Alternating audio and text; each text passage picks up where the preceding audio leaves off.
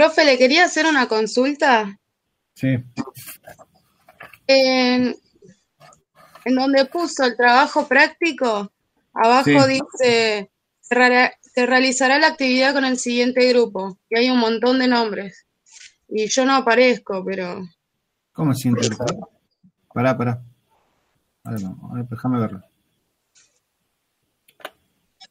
Ahí estoy entrando al campus.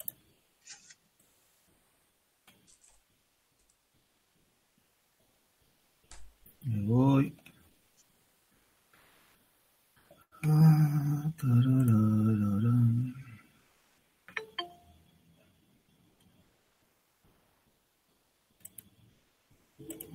Ya va. Materias.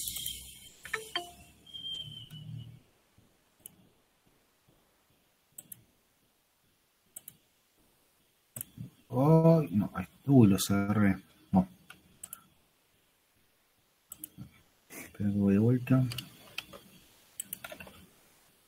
Usted no puso, ¿no, profe, un grupo en específico para hacer la actividad? No. Entonces puede ser que me esté mezclando con lo de latín, porque arriba dice algo de latín y no sé si será... Déjame ver ahora de vuelta. Déjame chequear a ver la consigna bien.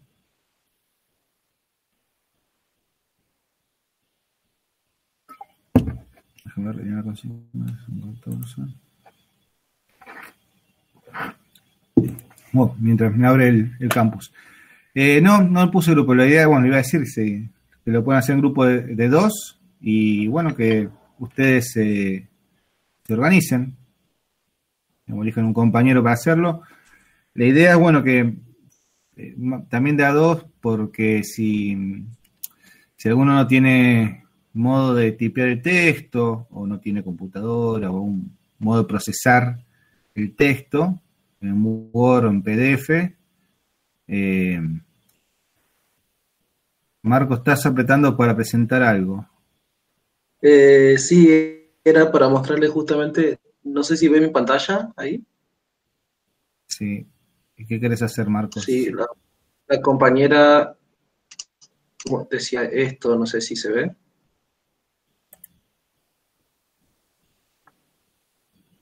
Sí, eso es lo que me salta a mí. ¿Y qué te Que salta en qué? dice, se realizará la actividad con el siguiente grupo y están todos los nombres de los compañeros. Eh, no. Bueno, no sé, capaz que es algo. Pero ahí dice lengua, dice Ruiz Díaz. Justamente también eso es lo que nos sorprendió, dice Lengua 2 Ruiz Díaz y está en su actividad. Este es su trabajo práctico y esto Bueno, nos aparece abajo del trabajo directamente. ahí voy a entrar al campus. Esperen que voy a entrar al Yo, por campus. ejemplo, ahí no aparezco. Sí, hay varios que No, no es que aparecen. nosotros no aparecemos, me parece. Va, no sé, a mí, capaz que el que entra y lo lee no aparece desde ese campus. Sí, Mel, vos estás acá. Esperen. A ver. Claro, pero yo cuando entro a mi campus, yo no aparezco. Me parece que el que entra al campus no aparece. Claro.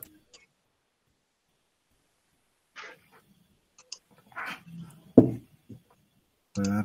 Ahí se canceló, ¿no? Trabajo práctico. A ver. Gracias.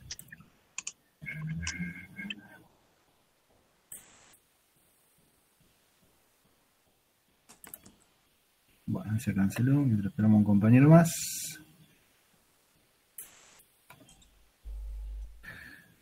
Bueno, mientras miro esto, la idea es hacerlo, le reitero, de a dos. Bien.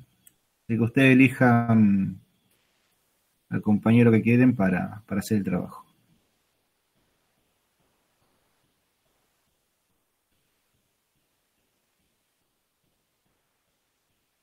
¿Sí?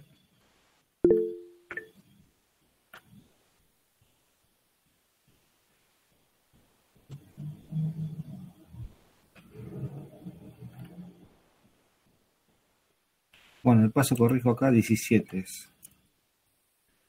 17 de septiembre de 2020. Ti.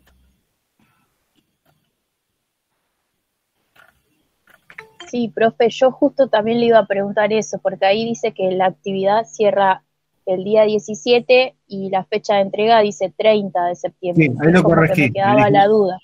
Está bien, ahí lo corregí, el 17. Gracias, profe. Y después, lo otro no sé, la verdad no entiendo qué significa lo otro. Ahí veo como que le llega el correo o a los usuarios del campus, pero no entiendo la lógica de lo que está apareciendo ahí. No, los grupos lo armen ustedes y que sea 2. Nada más. Y reitero, fíjense si hay un compañero que no tiene cómo procesar el texto, bueno, que trabaje con uno que sí lo tiene, ¿no? Que sí pueda tipear y pasarlo a Word o PDF.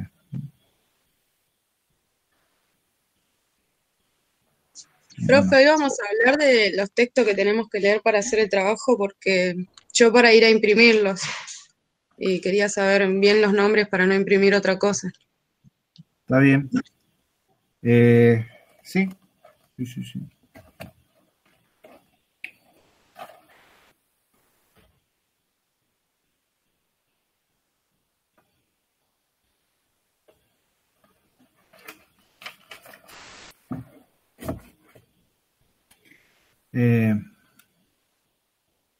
Bueno, para hacer el trabajo, el texto de Fraile, Guillermo Fraile.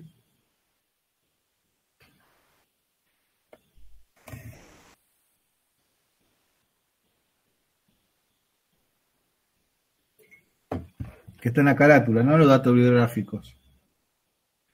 Historia de Filosofía 2. Bueno, aparece en la carátula los datos bibliográficos. El de Copleston.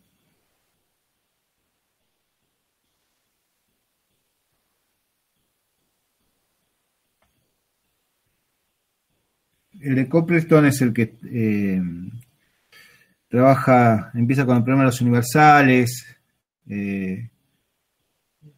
el origen y carácter de la filosofía de la Edad Media, donde marca el contexto histórico de la Edad Media. Es el texto de Copleston. El de Simón, que aparece la característica de la comunidad de Jerusalén, de la primera comunidad cristiana, y la aparición de San Pablo.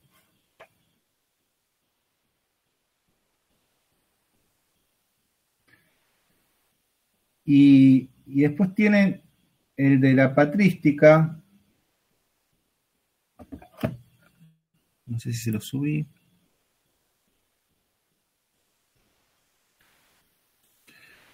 El texto de Garrido, la patrística, no sé si, porque es todo el libro, no sé si que lo impriman. Yo te recomendaría ahí que leas directamente el capítulo que refiere a la patrística, para responder qué es la patrística. Porque el de Garrido vamos a usar bastante, pero no sé, me da cosa que gasten plata en impresión. ¿Cómo se llama, profe, el de la patrística? Pensamiento de los padres de la Iglesia.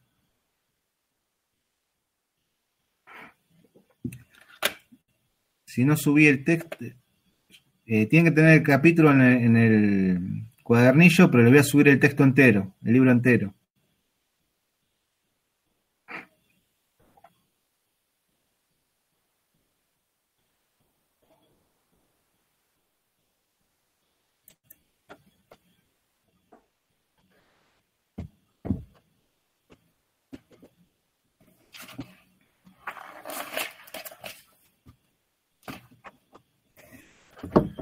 Bueno. Perdón, profe. Sí. ¿Cuál era el de Copleston? El Copleston, le digo para que usted lo ubiquen en el cuadernillo. Es el texto en donde está el capítulo de el origen y el carácter de la Edad Media, que marca un contexto histórico de la Edad Media, la emergencia de las universidades, creo que el capítulo se llama Las universidades y la orden franciscana, pero bueno, marca el nacimiento de las universidades en la Edad Media, el problema de los universales.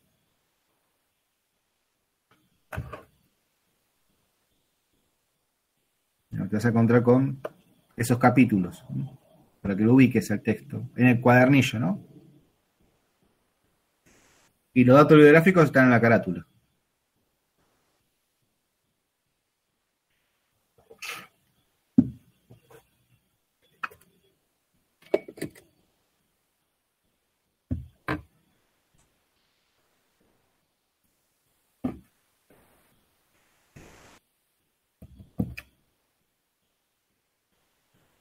Bueno, vamos a empezar con la clase, con el encuentro.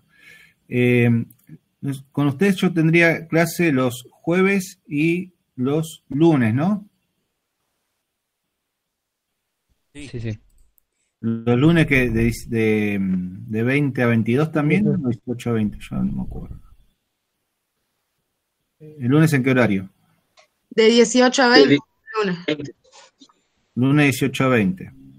Bueno, entonces ya nos agendamos el lunes que viene, vamos a tener otro encuentro. Lo voy a agendar. Ok. Bueno, vamos a empezar con la unidad 1, lo que el texto y el trabajo, bueno, que tienen referencia a eso.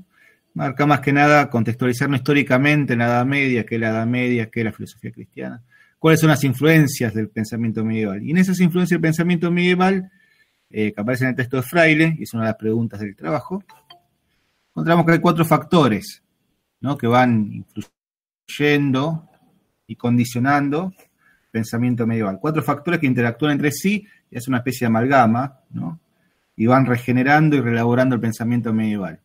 Esos 4 factores son la filosofía griega y las 3 religiones monoteístas, el cristianismo, el judaísmo y el islam.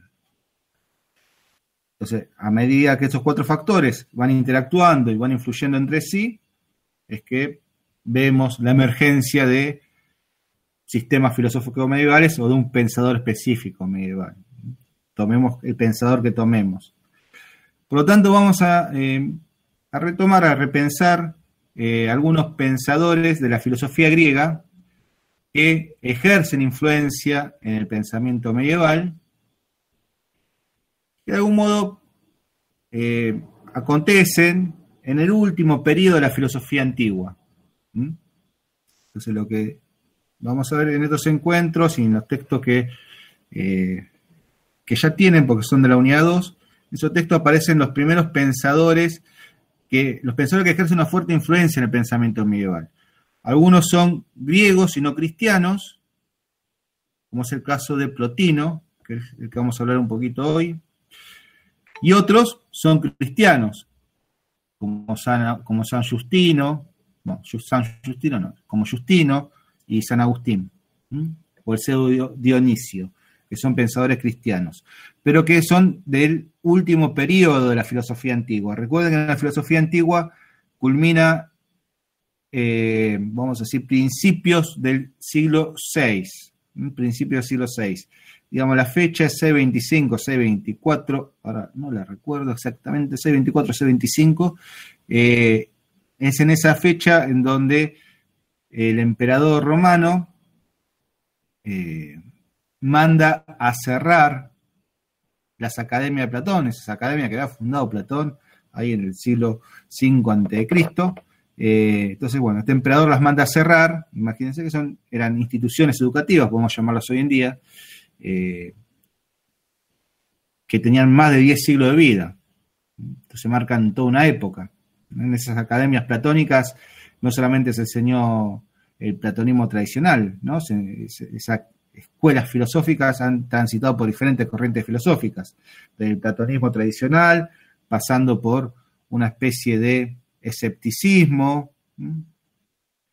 y en este último periodo, como el pensador que vamos a ver hoy, que es Plotino, reelaborando lo que se llamó el neoplatonismo.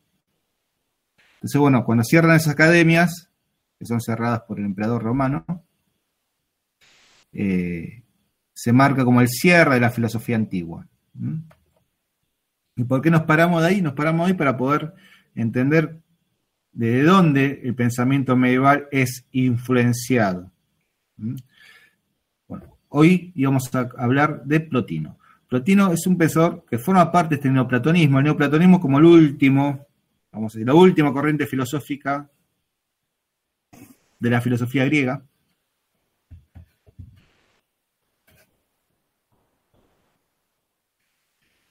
Y Plotino es importante porque es uno de los pensadores que va a influenciar en San Agustín.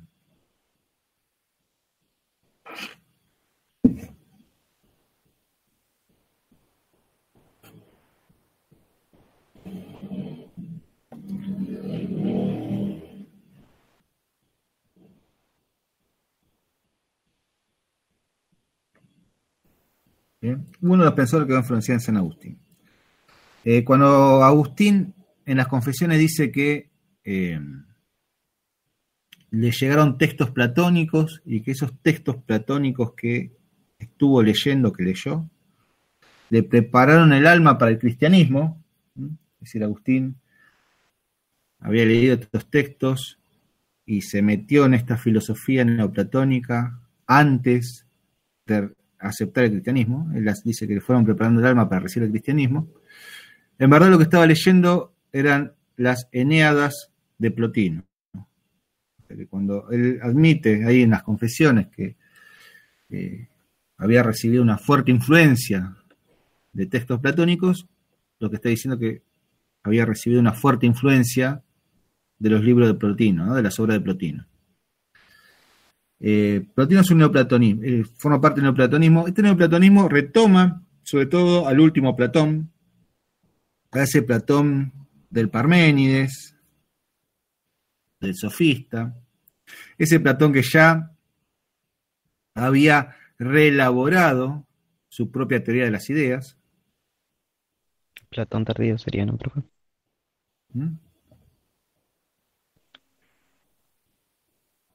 Entonces este neoplatonismo retoma ese Platón, retoma algunos elementos de Aristóteles y también del estoicismo, para hacer una especie de sincretismo, ¿no? Filosófico.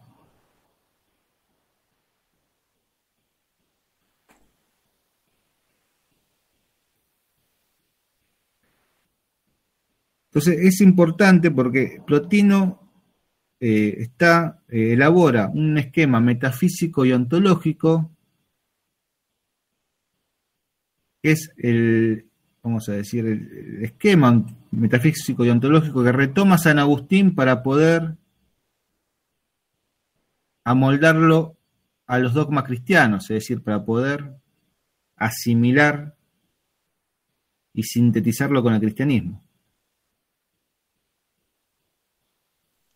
Profe, Sí. pregunta. ¿Qué sería no sé si es válida la pregunta. ¿Qué sería el estoicismo? ¿A qué hace referencia? Estoicismo es una escuela filosófica ubicada en el siglo III a.C. Son las escuelas filosóficas post-aristotélicas como la escuela de Epicuro.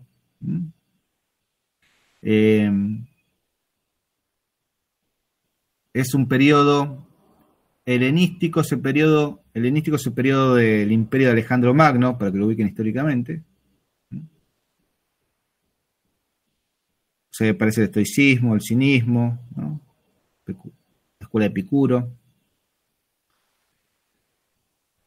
Bueno, entonces en el estoicismo lo que aparece muy fuerte es una especie de, si quiere, pues son escuelas filosóficas que apuntan más a problemáticas éticas que políticas.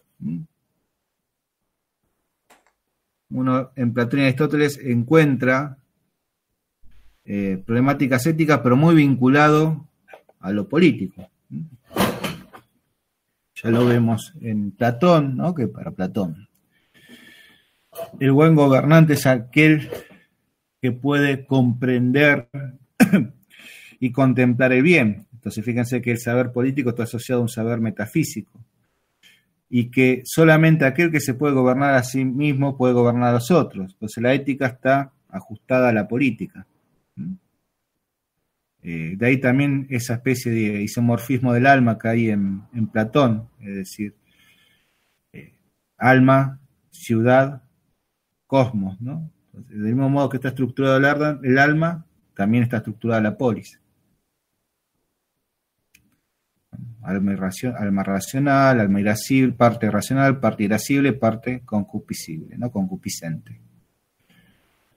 De un modo, la ciudad también se estructura de ese modo: el rey, los guerreros y los artesanos, los campesinos, ¿no? El resto de los ciudadanos.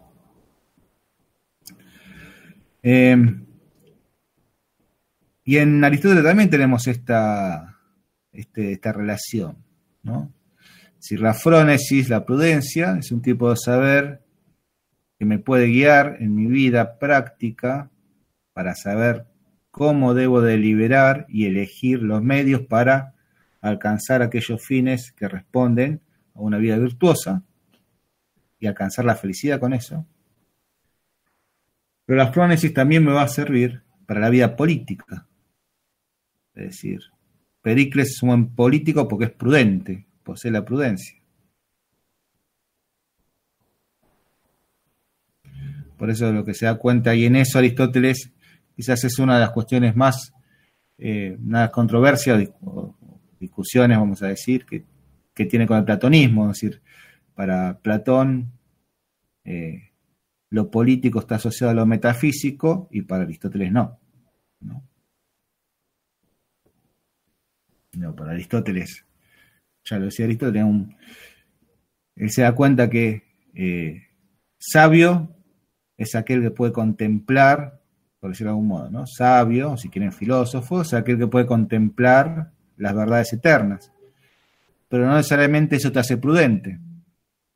En cambio, hay hombres que han sido muy prudentes, que han poseído frónesis, que han sabido gobernar, que han sido buenos políticos, y eso no los hizo sabios.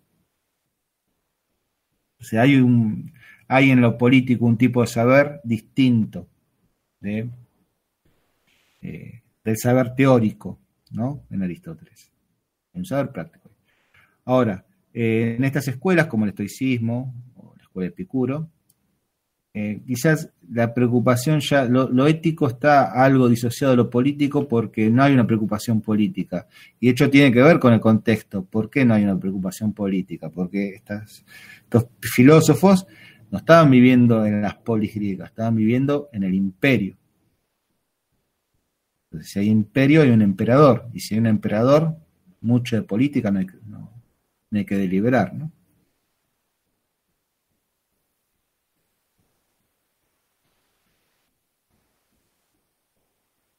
Bueno, pero eso es parte de la filosofía antigua, por eso no vamos a meter mucho ahí. Son escuelas helenísticas, recuerden, post-Aristóteles, el contexto del imperio de Alejandro Magno.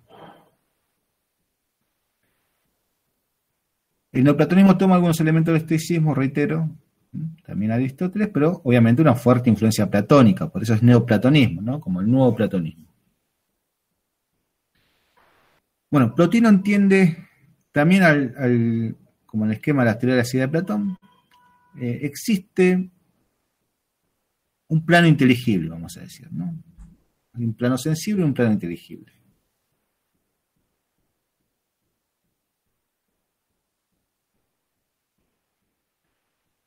Pero acá aparece una interesante característica de cómo se da esta dualidad. Y Plotino lo que hace es, y en el platonismo en general, es sistematizar ese plano inteligible que quizás en el platonismo no estaba tan sistematizado.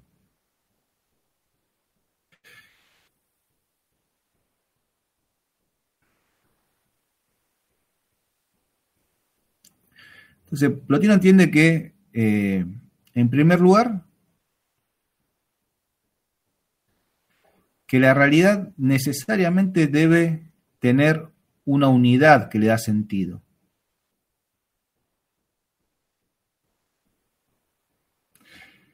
Y marca algunas, vamos a decir, pruebas de la necesidad de esa unidad. Dice, lo múltiple y el ser real presupone la unidad que le dé subsistencia y orden. Lo múltiple y el ser presupone una unidad que la haga existir y le dé orden. Entonces, si hay multiplicidad, necesariamente eso me lleva a que existe un ser que le da unidad, porque si no, no habría multiplicidad. Si vamos al típico ejemplo, si quiere, de la teoría de las ideas, es decir, si hay una multiplicidad de caballos, me presupone la existencia de que existe la idea de caballo. Si no existe la idea de caballo, yo no puedo enunciar que ese caballo es alto, que ese caballo es bajo, ¿no? Entonces, la multiplicidad presupone a la unidad. Lo múltiple presupone la subsistencia de un ser que le da unidad. Entonces, acá en un sentido más genérico, decimos que la multiplicidad de seres que existen, distintos entre sí, presupone de que hay una unidad. Porque si no se referencian a esa unidad, no existiría la multiplicidad.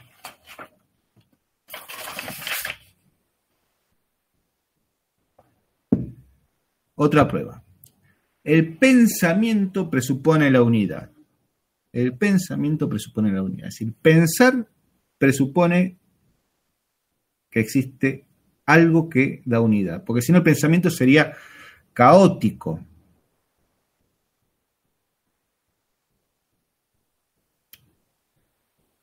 Ya lo anunciaba Parménides, ¿no? El pensar es.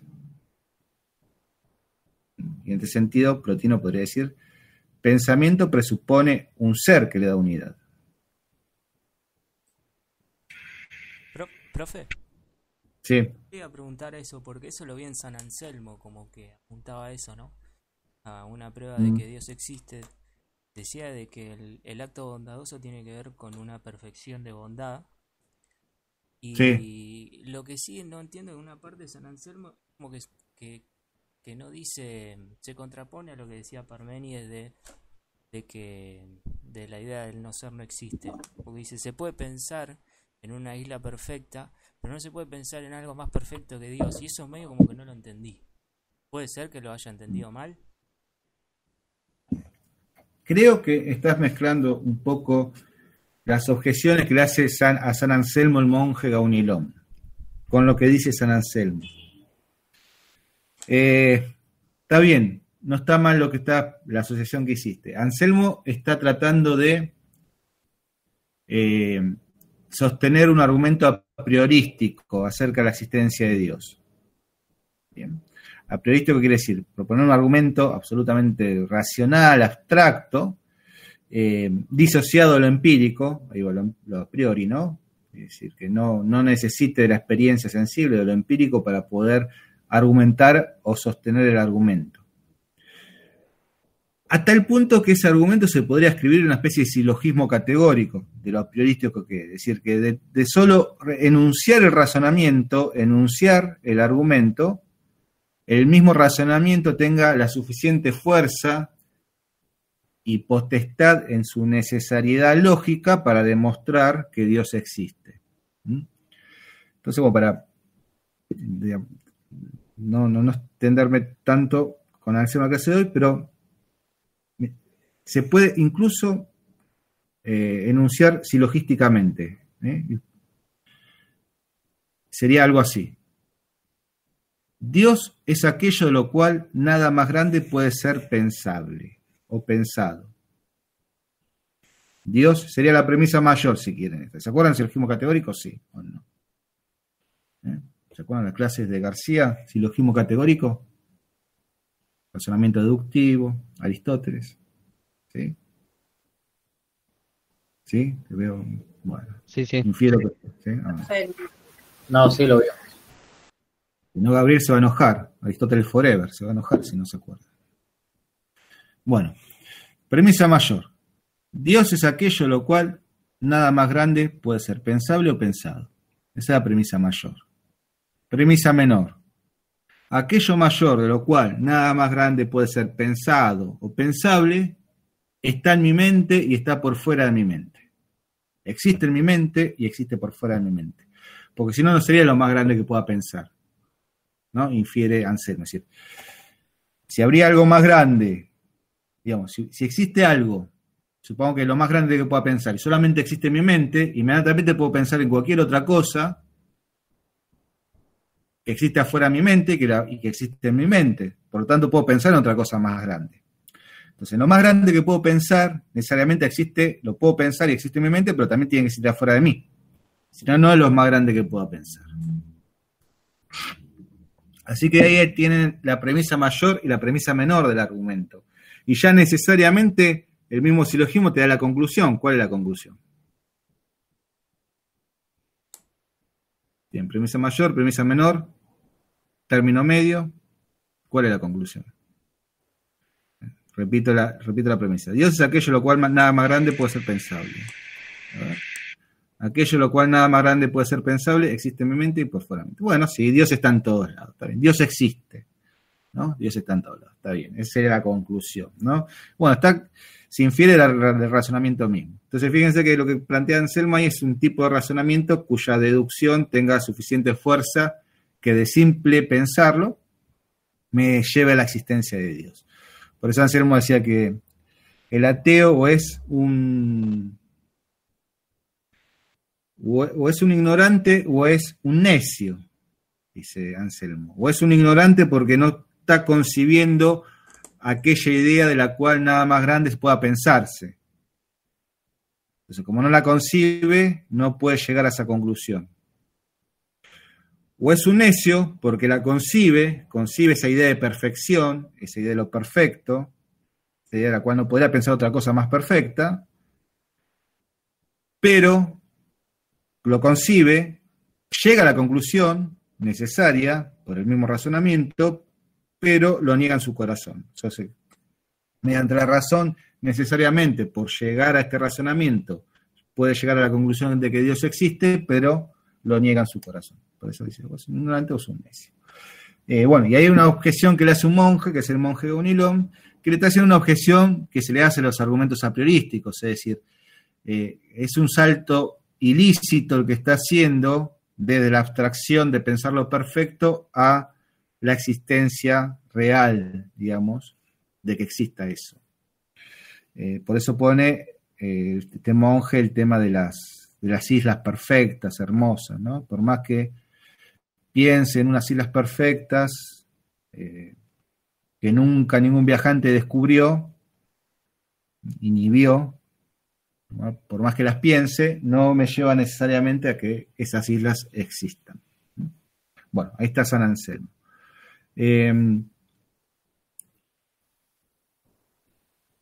Bueno, entonces estamos con Plotino. Las pruebas de la necesidad de la existencia de esta unidad primogénita, vamos a llamarlo por ahora. Entonces, el pensamiento presupone la unidad. El pensamiento es. Como el pensamiento es, presupone la unidad.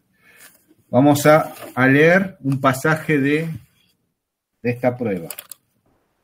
Dice Plotino: por lo tanto, si no es posible pensar algo sin lo uno, o el dos u otro número, ¿cómo sería posible que no existiese aquel sin el cual no es posible pensar o decir cualquier cosa? Pero aquel del cual hay necesidad en todas partes para la generación de cualquier pensamiento o discurso, es menester que sea anterior al discurso y al pensamiento. Entonces entendamos esto, que pensar, ya el mismo acto de pensar implica poner límites, es decir, pensar implica salirse del caos mental, por decirlo de otro modo, ¿no?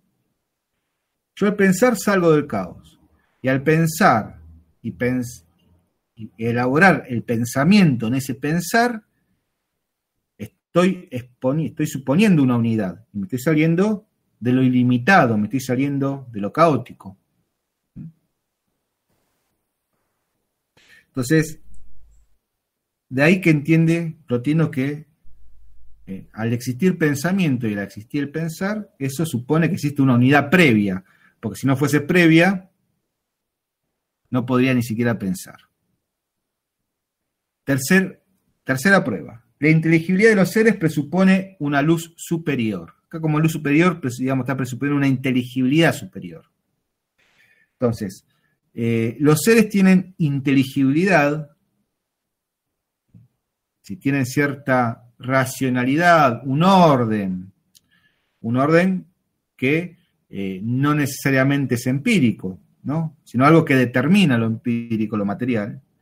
Esta ordenación inteligible, las leyes, podemos decir, Anselmo podría estar también viendo la ley de la naturaleza, ¿no? De la física, del cosmos.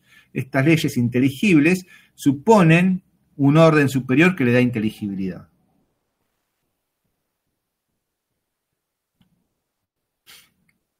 Cuarto, el movimiento presupone un fin. Todo movimiento presupone un fin. Entonces, ese fin tiene que ser un fin superior.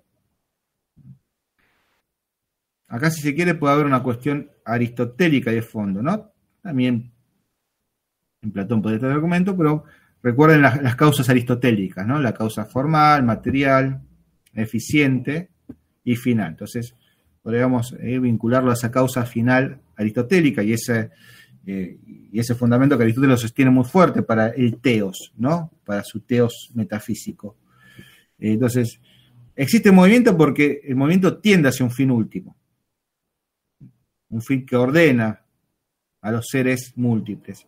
Y si no existiría ese fin último, no habría movimiento al cual se dirigen. Y se dirigen por una especie, vamos a decir, de jerarquía ontológica, ¿no? Es como, ese fin último es como una especie de bien supremo.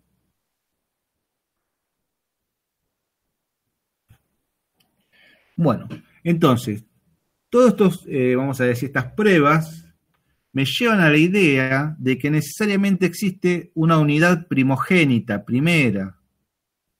Esta unidad primogénita y primera, Plotino la llama lo uno.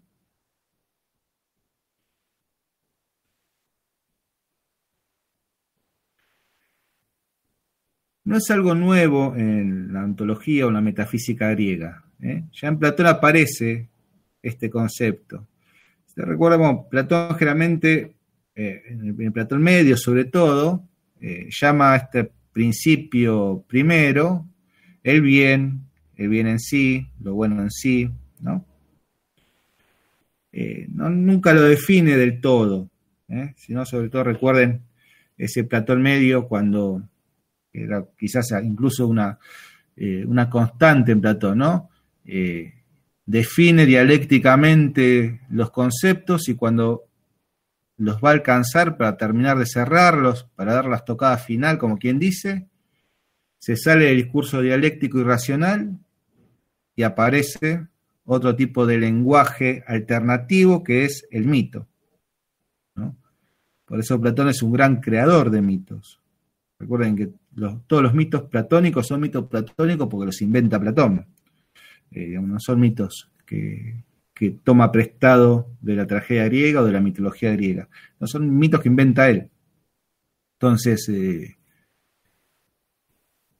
también de eso podría haber toda una lectura acerca de Platón de por qué no termina de conceptualizar aquello que es en sí, de racionalizarlo, ¿no? Y por qué usa el mito como un subterfugio del lenguaje para poder comprender aquello que es en sí. Bueno, toda una lectura, se quiere ahí, ontológica en Platón. Pero también es cierto que el Platón del Parménides es un Platón que ya emplea el término lo uno. Entonces, no sé si lo han leído al Parménides, pero es un diálogo formidable de Platón. Ahí Platón desarrolla 9 hipótesis acerca de la realidad, y en esas 9 hipótesis justamente está la relación de lo uno y lo múltiple. Entonces, plantea una hipótesis, por decir, dice, bueno, si lo uno existe y lo múltiple no, ¿qué consecuencias hay? Si lo uno no existe y lo múltiple sí, ¿qué consecuencias hay? Si lo uno existe y así, las 9 hipótesis, ¿no? Las 9, digamos a decir, relaciones entre lo uno y lo múltiple y afirmando cada una de esas hipótesis qué consecuencias hay. Y desarrolla cada una de las consecuencias. Por eso es un hermoso diálogo. Y una cosa particular de ese diálogo es que el personaje principal ya no es Sócrates, sino que es Parménides, y que el Sócrates que aparece en ese diálogo no es el Sócrates anciano, grande, octogenario, ¿no? El Sócrates que aparece en todos los diálogos de Platón medio, sino que es un Sócrates joven. ¿Sí? Y justamente el hombre anciano que posee la sabiduría en ese diálogo es Parménides. Bueno, entonces tenemos lo uno en Plotino, ¿no? Que ya aparecía en este Platón tardío, en el último Platón ya aparece esta idea de lo uno. Bueno, lo uno es absoluta simplicidad, autosuficiencia y bien trascendente.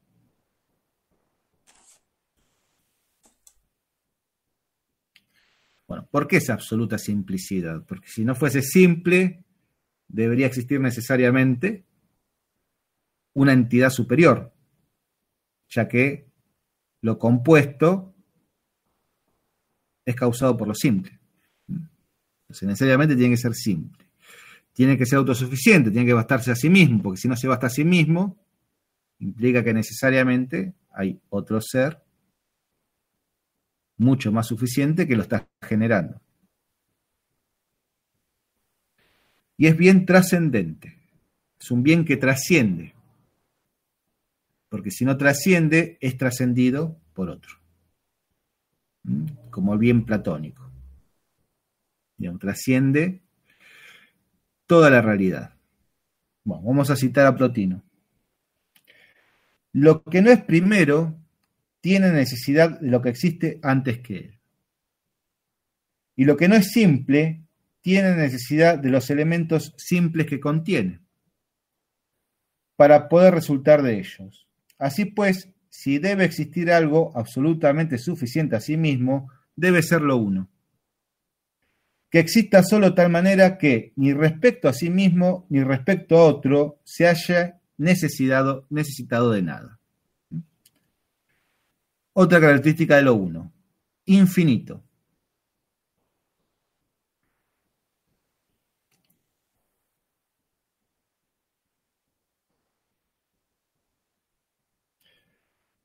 Cita de Plotino.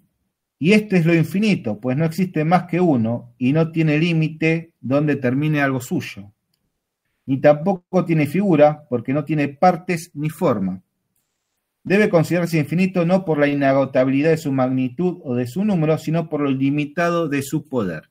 Es decir, Plotino asocia la finitud con la limitación. Si fuese finito, sería limitado. Si es limitado, no tiene toda la potencialidad de ser que debería tener aquello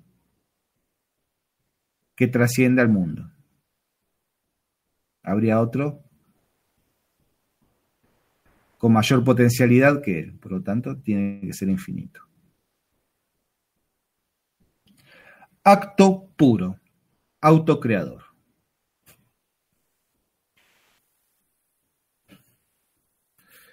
Bueno, acto puro y autocreador. ¿Por qué? Porque si no sería autocreador, habría otro que lo esté engendrando, lo esté creando. Entonces, lo uno se crea a sí mismo. En este sentido, lo uno existió siempre. Acá persiste en el esquema de Plotino, la antología de Plotino, aquella cuestión que ya está en los griegos, es decir, no hay creación ex nihilo, ¿bien? No existe la creación de la nada. Lo uno existió siempre, por lo tanto el mundo existió siempre. Esta es una cuestión, si quiere, metafísica que luego los pensadores cristianos, como Agustín, tuvieron que acomodar, ¿no? Para poder ajustarlos a los dogmas cristianos. Pero bueno, para el mundo griego, para los pensadores griegos, y en este caso para Plotino, esto uno existió siempre. Por eso siempre se creó a sí mismo, siempre existió. Por eso decimos, podríamos decir en términos, es causa sui, lo uno, es causa de sí mismo, ¿no? Se creó a sí mismo y es causa de sí mismo. Se causa a sí mismo, causa sui. Bien. Lo uno es la primer hipóstasis.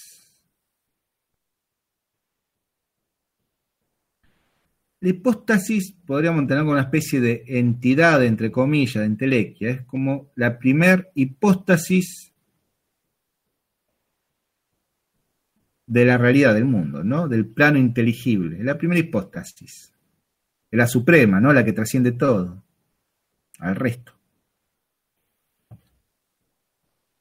¿Cómo sería eso, profe? No entendí bien. La hipóstasis lo puedes, vamos a decir, para asimilar una especie de entidad inteligible, entelequia, sobre la expresión.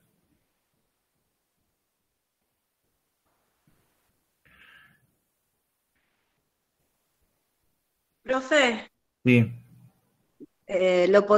¿podría decir que es el primer motor también bueno, de lo que todo se desprende, vendría a ser que genera sí, o no? está bien. Vamos a decir, si vos lo asociás a la metafísica aristotélica, tiene el lugar del primer motor, pero tiene características distintas al primer motor. Bien, digamos, tiene ese lugar en qué sentido, que en la metafísica aristotélica el primer motor también es el fundamento último, es el fin último, es el que ordena el mundo, el que lo trasciende también, etcétera, ¿bien? Entonces, tiene ese lugar de principio primero, si querés, o de causa primera. Pero hay algunas diferencias, una muy importante va a ser que este uno, Plotino entiende que si este uno, por ejemplo, se pensara a sí mismo como lo hace el primer motor, el teos aristotélico, si se pensara a sí mismo, habría un movimiento. Y si hay un movimiento, implica que habría una dualidad, habría al menos una divergencia, es decir, una multiplicidad. Porque si hay movimiento hay alteridad. Algo que ocurre en el primer motor, en el teos aristotélico. Recuerden que el teos aristotélico se piensa a sí mismo. Entonces, esto para Plotino generaría una contradicción. Que exista este movimiento en lo uno. Por lo tanto, Plotino entiende que, pero algo tiene que ser lo uno. Algo tiene que hacer, un acto tiene que hacer, ¿no? Entonces Plotino dice que lo uno se intuye a sí mismo.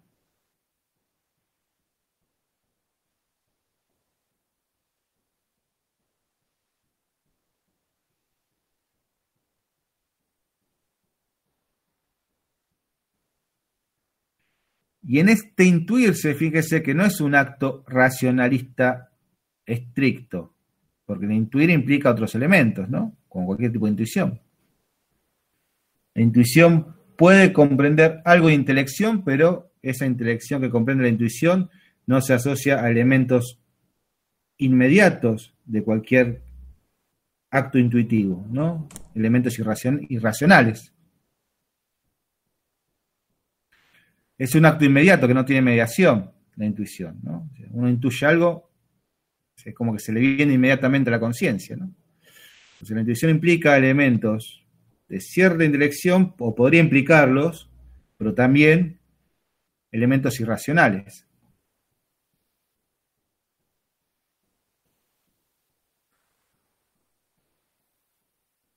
O sea, en ese sentido, la intuición podría entender cierta intelectividad, como puede ser la intuición racionalista de Descartes, por ejemplo, si ustedes recuerdan, ¿no? El acto intuitivo de Descartes, esa claridad y distinción entre las cosas, ¿no? Esa evidencia cartesiana. Esa evidencia cartesiana es una intuición con carácter racionalista. Bueno, la intuición podría entender eso, pero también la intuición implica aceptar elementos irracionales, ¿no? Entonces lo uno, fíjense que en ese sentido excede a la razón. Es y no es.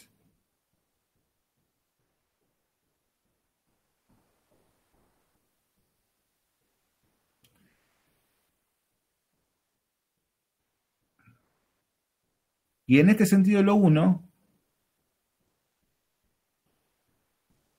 necesariamente crea. Y crea por emanación. Acá aparece un concepto bien neoplatónico y bien plotiniano. Emanación. Que por un lado le va a venir muy bien al cristianismo y por otro lado también le genera cierto problema. ¿Qué es emanar? El acto de emanar implica una acción intrínseca y extrínseca al mismo tiempo. Entonces, la emanación implica un acto intrínseco, es decir, que el que emana, el ser que está emanando, está realizando una acción que es parte de su esencia, por decirlo de su modo, parte de su ser, y al efectivizar, al actualizar, al poner en acto su propio ser, o su propia esencia, genera inmediatamente una acción exterior o externa. Entonces podemos decir que el fuego, al cumplir en acto su esencia de fuego, ¿no?, al mismo tiempo emana calor. Entonces, esta entidad, cualquier entidad que esté emanando algo, implica que realiza una acción que es propia de sí misma, y al hacer esa acción que es propia de sí misma, por una consecuencia genera algo externo. ¿Bien? Algo que tiene que ver con algo extrínseco. Quizás no por una voluntad, y esta es la cuestión, que no es por voluntad, sino es por una necesariedad de su ser. Entonces lo uno emana. Al emanar, al generar la emanación, crea otra entidad, crea otra hipóstasis. Como el fuego emana calor. Pero este acto de creación no es creación ex nihilo, como hace el Dios cristiano, y tampoco es por voluntad. Digamos, por eso la palabra creación entre comillas para no asociarla directamente al cristianismo, vamos a decir, este acto de generación, si se quiere, de seres, ¿no? El modo en cómo lo uno genera seres. Cómo genera a la hipóstasis inmediata, que es el intelecto o el nous.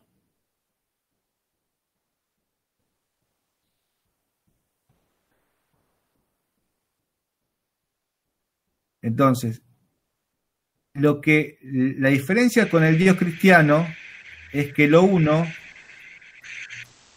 genera por necesariedad. La emanación se da por necesariedad de su naturaleza. El Dios cristiano crea por voluntad. Lo uno no emana de la nada. Lo uno siempre existió, por lo tanto su emanación siempre existió. Y el orden que genera esa emanación siempre existió. El Dios cristiano crea ex nihilo, desde la nada. ¿A qué le viene bien al esquema cristiano? Que la emanación lo que sí implica es un dualismo y una trascendencia. Porque emana lo que no es, emana al ser. Lo uno emana al ser. Digamos, al emanar al nous, al intelecto, ahí se manifiesta el ser. Un ser absolutamente inteligible.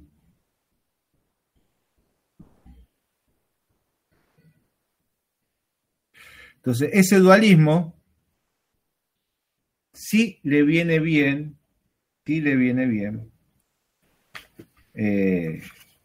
a lo uno, al cristianismo, perdón, ¿no? Este dualismo ontológico metafísico. Perdón, profe, se me cortó. ¿Cómo dijo el dualismo? Le viene bien al cristianismo para asimilar el esquema. ¿Por qué es dualismo? Porque lo uno excede al ser. Lo uno es y no es. Lo uno emana al intelecto y en el intelecto o nous se manifiesta el ser. Por eso podríamos decir que lo uno emana al ser y lo excede.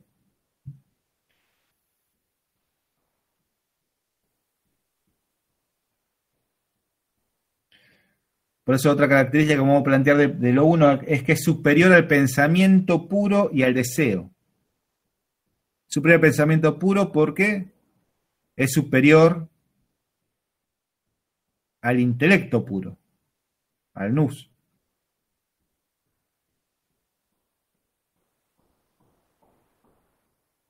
Y también al deseo, por eso lo uno no desea.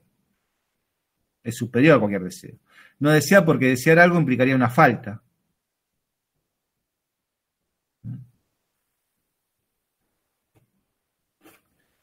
Claro, implicaría una carencia. Exacto. Sí, una pregunta. O sea, ¿esto sería como una especie de panteísmo o una idea de panteísmo? No. Está bien la pregunta, Fernando. Está muy bien la pregunta. No. En el panteísmo, bueno, digamos, tiene que haber cierta, vamos a decir, al menos inmanencia en el ser, ¿no? O un mismo plano horizontal, un plano inmanente, un plano horizontal. Al mismo tiempo que el panteísmo siempre presupone un teos, ¿no? Acá no, porque como hay emanación hay dualismo, y si hay dualismo ya corta un esquema panteísta. Hay dos planos, está lo uno y está el ser. Entonces ahí ya cortó con el panteísmo. Pero, digamos, en esa secuencia corta con el panteísmo. No obstante, hay otra secuencia que es la de el nous o el intelecto, digamos, el ser puro, el ser, con la multiplicidad de seres inteligibles. Y en esa segunda secuencia, en el esquema de Plotino, hay un plano de inmanencia. Es decir, el ser es en los seres inteligibles. Ahora lo vamos a ver un poquito con el tema del intelecto. El ser se manifiesta y se explica en los seres inteligibles. Hay un esquema, un plano más inmanente. Y ese plano inmanente, ese esquema metafísico y ontológico también de Plotino, y del neoplatonismo, porque esto también aparece en Proclo, otro neoplatónico, es del que, vamos a decir, es la fuente de la cual tomaron filósofos cristianos, y estos filósofos cristianos, al desarrollar esa secuencia entre el ser y los seres inteligibles, quedaron encerrados en cierto panteísmo. Incluso fueron acusados. Tenés el caso del pseudo Dionisio, que es un filósofo todavía de la filosofía antigua. El pseudo Dionisio, al parecer, fue discípulo de Proclo, así que final del siglo V, siglo VI, siglo V, ahí, por ahí se lo podría ubicar. Y el caso de un filósofo ya medieval, que justamente estuvo influenciado por el pseudo Dionisio, que es Scott Oriúgena, al cual también se lo ha acusado de panteísta. Digamos que el panteísmo en este sentido es una de las herejías más importantes para el esquema cristiano monoteísta, porque si existe panteísmo, como se cree la estructura dualista del dogma judeocristiano, ¿no? O cualquiera de las tres religiones monoteístas, porque tanto en el Islam, en el cristianismo como en el judaísmo, Dios crea de la nada. Si Dios crea de la nada, crea el ser. Si crea el ser es inferior a Dios. Entonces, en ese dualismo hay una jerarquía, y en esa jerarquía se sostiene el esquema del dogma, ¿no?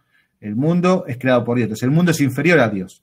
El panteísmo en ese sentido es como una herejía que rompe incluso con una cuestión metafísica y política, ¿no? Porque, digamos, si hay panteísmo, el mundo no es inferior a Dios. El mundo es Dios y Dios es el mundo. Pero bueno, por eso te digo, estuvo bueno lo que observaste, lo que intuiste, porque si bien en la primera secuencia no habría panteísmo, porque hay un dualismo ahí, en la segunda secuencia ahí, en ese plano de inmanencia que ofrece la segunda secuencia, era que muchos pensadores cristianos, filósofos cristianos que estuvieron influenciados por este neoplatonismo quedaron encerrados. Incluso luego, porque el neoplatonismo, digamos, el primer periodo de la filosofía medieval, podemos decir, entre que aparece Escotoriúgena, siglo IX, hasta el siglo XIII, tuvo, vamos a decir, de una influencia neoplatónica muy importante, ¿no? Estos primeros filósofos medievales estuvieron muy influenciados por San Agustín y por Eusedio de Dionisio, y son pensadores cristianos del último periodo de la filosofía antigua, pero cristianos, que vienen acarreando el neoplatonismo en sus espaldas, ¿no? Entonces, es un periodo, digamos, con un neoplatonismo con una influencia neoplatónica a través de estos pensadores cristianos muy importante. Bueno, ya en el siglo III aparece Aristóteles, en la Edad Media, los cristianos se encuentran con Aristóteles, que estaba perdido, no sabían ni quién era Aristóteles, los europeos.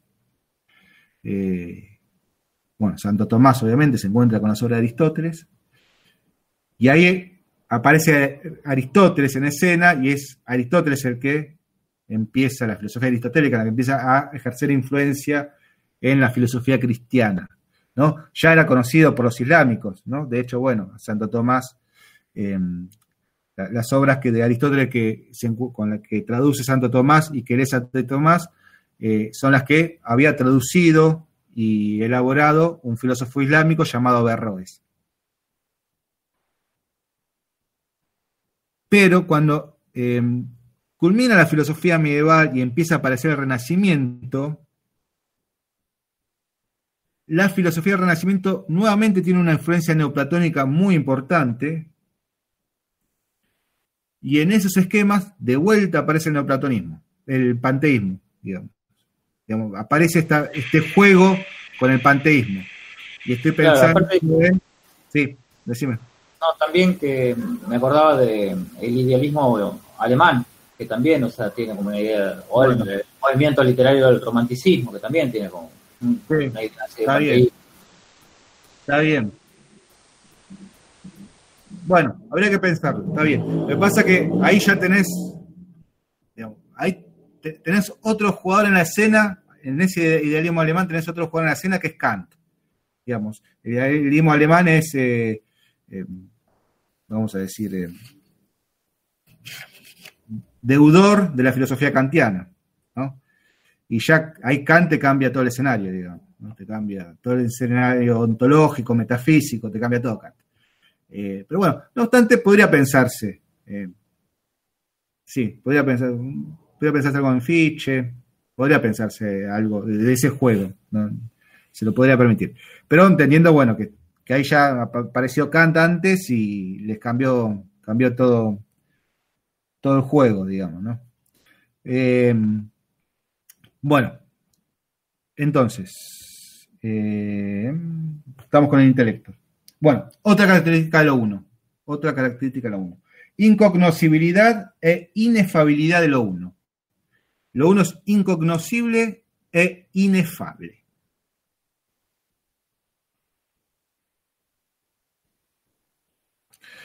Incognoscible es que no se puede conocer.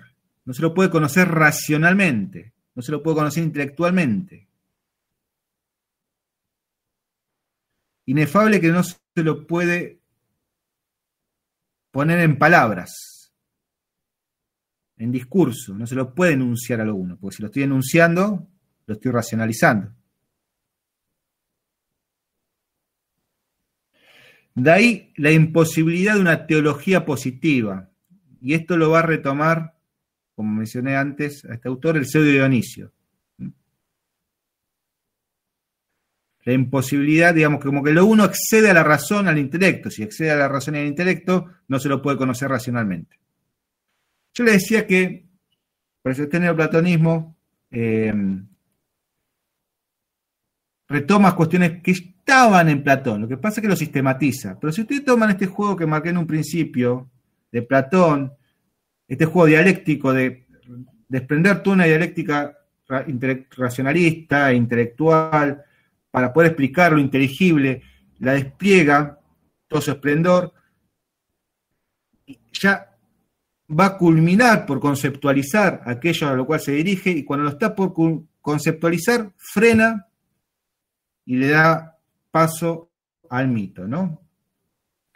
Ya Platón había algo de esto de que lo que es en sí excede a lo racional, ¿no? Ya en Platón algo de esto existía, ¿no? Platón estaba, porque no es casual lo que hace Platón. Entonces, ya estaba esto de que lo que es en sí, lo verdadero, lo absoluto, la verdad última, excede a lo estrictamente racional.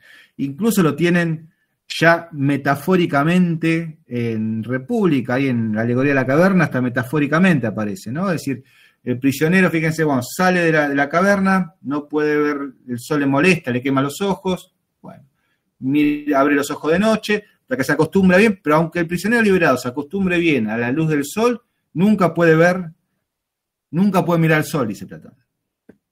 Nunca puede mirar al sol, digamos, nunca puede fijar esa mirada en la totalidad, ¿no? En el bien último.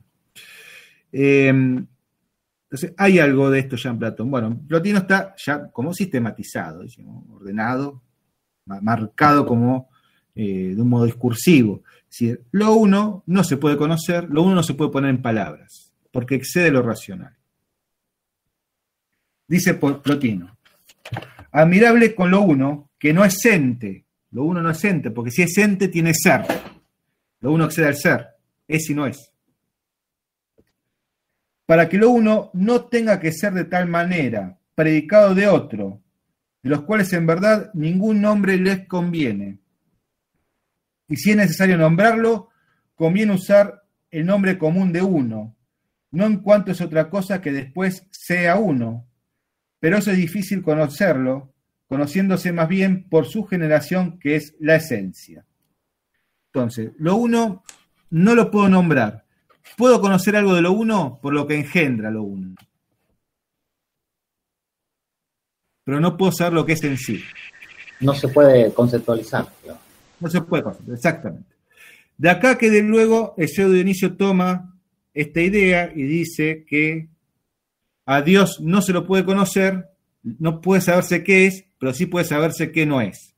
De ahí que luego el pseudo Dionisio, tomando este principio de Plotino, del neoplatonismo en verdad, plantea la posibilidad de una teología negativa. Es decir, yo no puedo saber qué es Dios, pero sí puedo saber qué no es Dios. Bueno.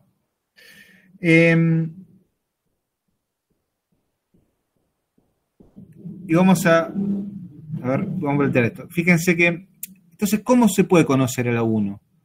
Y de algún modo no se lo puede conocer intelectualmente, pero se accede a lo uno por una instancia de éxtasis, dice Plotino. Un salirse de sí, ¿no? Acá parece cierto, se quiere, le abre la puerta a cierto misticismo, luego que retoma el cristianismo, o algunas escuelas cristianas. Es decir, es un salirse de sí. Por lo tanto, para alcanzar primero un plano inteligible, como luego veremos, hay que desarrollar toda una dialéctica racional, intelectual, el pensamiento puro, ¿no? Alcanzar el intelecto, el nous, el acto puro del pensar. Y una vez que alcanzo ese acto puro del pensar, una vez que alcanzo, es decir, que el alma pueda alcanzar esa intelectualidad, volver la mirada sobre lo uno, pero solamente se puede, vamos a decir, intuir o unirse con lo uno en un acto de éxtasis absoluto, en un acto absolutamente irracional, salirse de la intelectualidad, salirse de la razón, sería, negar a la razón misma. Plotino dice que lo alcanzó algunas veces, pero bueno. Esto estaba en los ritos dionisíacos, ¿no? Esto de salirse de sí, como entrar en éxtasis, estas cosas. Está bien, lo trajiste al buen Dionisio. Sí. Sí, aparece esta cuestión de ello. Hay algunos estudios que han intentado arrimar o tratar de ver si había cierta influencia de la cultura oriental sobre esta noción de Plotino, ¿no? Del éxtasis. Entendamos que Plotino ya es un pensador del siglo I después de Cristo, entonces digamos que los cruces culturales entre Occidente y Oriente estaban más que afianzados o desarrollados, ¿no? Digamos, ya pasó mucha agua bajo el puente, pasó Alejandro Magno, el Imperio Romano, es decir, digamos, ya las comunicaciones culturales estaban desarrolladas, digamos, lo que hoy conocemos, podemos decir que una especie de globalización ya existía en este mundo, ¿no? Alejandro Magno y después el Imperio Romano. Bueno, no sé yo, no me animaría a afirmar tanto, pero sí les podría decir que hay estudios, bueno, hay incluso filósofos argentinos que buscan cierta relación entre la cultura oriental y esto que plantea Plotino, ¿no? Bueno, y otro punto interesante. Plotino dice que el intelecto, que es lo que emana, después vamos a entrar un poquito más en el concepto de emanación, pero el intelecto, que es lo que emana, que el intelecto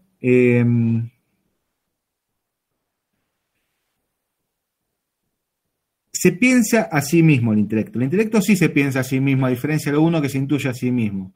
Por eso, volviendo a algo que me preguntó una compañera, quizás, si se quiere, ónticamente, si bien el lugar que ocupa en el esquema metafísico, el lugar que ocupa el primer motor, lo uno es el que ocuparía el primer motor en la metafísica aristotélica, pero ónticamente, como características ónticas, el primer motor está mucho más cerca del intelecto de Plotino.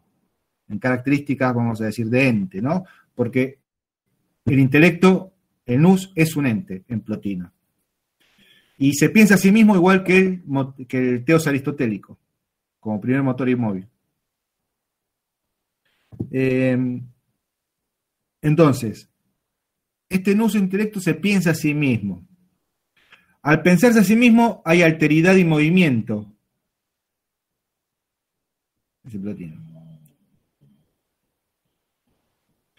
Pero también tiene que existir identidad o unidad y reposo. ¿Y cómo la alcanza? La alcanza contemplando lo uno. Y al contemplar lo uno quiere imitar lo uno. Ahora, esta contemplación del intelecto puro tiene un carácter activo, a diferencia, se quiere, de la contemplación que se manejaba con Aristóteles o con la filosofía clásica griega, que tiene un carácter más pasivo. O sea, parece un acto de contemplar la imagen de lo uno activa, como un detalle para marcar que no es menor.